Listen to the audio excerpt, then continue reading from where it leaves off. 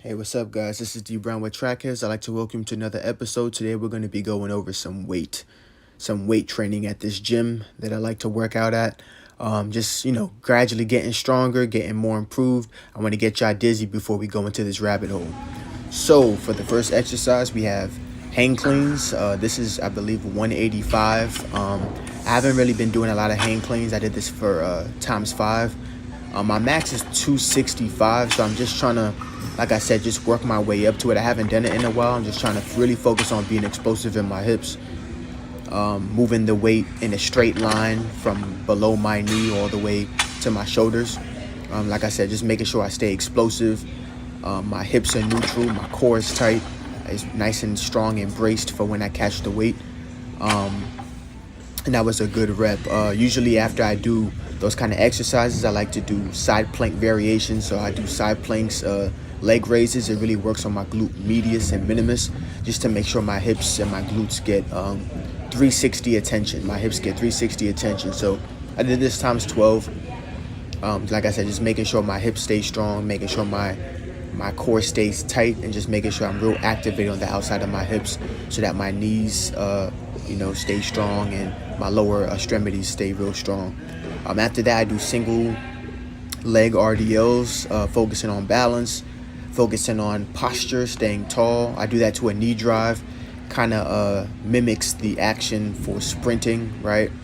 But just at a slower like rhythm, I guess you can say. These are really good for the hamstrings. Just like bringing awareness to the eccentric contraction, like when you're touching your toes. I probably should do this just a little bit slower, but like I said, I just want to make sure, like, this is a very lower body kind of workout day today. So just making sure I touch everything, the eccentrics of my hamstrings, the side planks, the glutes, just making sure everything stays strong. So single leg RDOs are definitely an exercise I like to incorporate, just to make sure everything stays activated as I'm going from one exercise to the next. So after this is a complete circuit. So after I did the first one, I took maybe 2-3 minutes rest, and then I did a second set. This is 205, a little bit heavier. On this one, I saw that I took my steps a little wide on the catch. Still getting used to the weight, obviously, but I like how it looks. It's nice and fast. The weight's moving good catch. Like I said, catching it on my shoulders.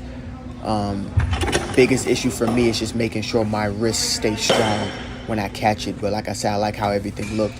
And now I'm going back to the side variations, the side plank variations, leg raises, making sure my legs don't touch, and just having the ultimate control of my glute medius and minimus when it's time to do this exercise.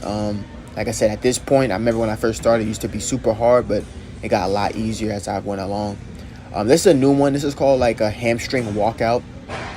I kind of picked up. It's real good for the hamstrings, especially the tendons that are like right behind the knee. And it allows me to keep my core like in a neutral position and work my hamstrings through those ranges that I wouldn't normally do or wouldn't normally touch in like a typical RDL, and just putting different loads on the tendons. So I really like them. I do them times 10, and just walk my way in. Like I said, it also incorporates the glute. The glute has to be really active. The core has to be active to keep my hips up. As you see in the close-up, I'm really focused on keeping my core tight while my hamstrings are moving through these ranges of motion. After a while, it really starts to burn, and I really feel uncomfortable kind of like behind my knees. But for me, injury-wise, that's like the area where I'm like the most prone or I'm the most weak at. So this helps to strengthen those areas really well. After I was done with that, I started doing some upper body. This is I call this like a horizontal like push, kind of like ups. It's kind of like a bench press almost, or a push up, but just on a machine. For upper body, I just like to keep it really simple. I find something that's around 80-85%, and I make sure I go through the ranges. I do this time 10 for 2 sets. Give myself like 30 seconds rest in between, just for the stimulus. Some of the weight is a little bit heavy. Some of them are light. This is lat pull. I do this for like, maybe 110, 120, 30 pounds. Just making sure I'm focusing on the muscles I use for working out. This is really hitting the lats, which, if you know, really helps with acceleration. Pushing really helps with the back. Also helps with posture. So I really make sure I activate those muscles, especially in the upper body. In the past, I used to stray from them just because I used to put on so much size. But my muscles are real compact now and really smooth, so I really like them. This is overhead shoulder press. Feeling really heavy, but you know, working through the ranges of motion, making sure I keep my core tight, and making sure I really push while I'm doing these.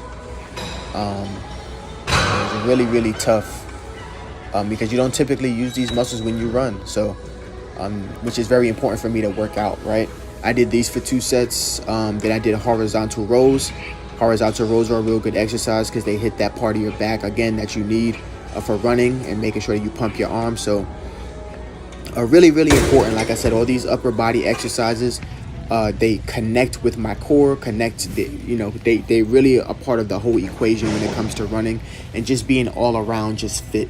Right after this, I did some plyos. I didn't record them at all, but I just did some plyos just to, you know, work the central nervous system and stay explosive. And then, you know, I did some core, you know, Russian twist. I did some crunches you're gonna see in a second. I did some side crunches. So yeah, like I said, as these last couple of videos go along, I just want to kind of show you guys, you know, the weight program doesn't necessarily have to be the most complicated thing in the world. You know, I do these on the days I don't run, just for the, you know, just so my body recovers properly, and to keep more of a balanced workout. You know, at this stage of running and working out, double days are kind of tough on my body, even if I have a day afterwards to recover. So, you know, I do these to kind of stay fresh, to stay healthy, to be explosive. And typically these things, they last about an hour, less than an hour, 45 minutes to an hour, which is all you pretty much need to make sure that your legs stay strong. So even like with these core exercises, you know, I like to finish them at the end of the workout just to make sure my core stays, you know, stays really, really, you know, strong and active. So like I said, at the beginning of the workout, you saw me do the lower body stuff. At the then I progressed on to the upper body stuff, and now you see me do the core. So this is a full body workout, just making sure my whole body stays really strong as I run on the track, run on the trails, and do the different things like that. So like I said, I hope you really enjoyed the workout. Hope you enjoyed what you saw today. I enjoyed showing you guys, and shout out to my photographer, my videographer and stuff like that. So definitely a dope workout. Definitely elements of that you should try, and just be responsible when it comes to these workouts, guys. But thanks for watching. This is D Brown with Track Headz. Peace.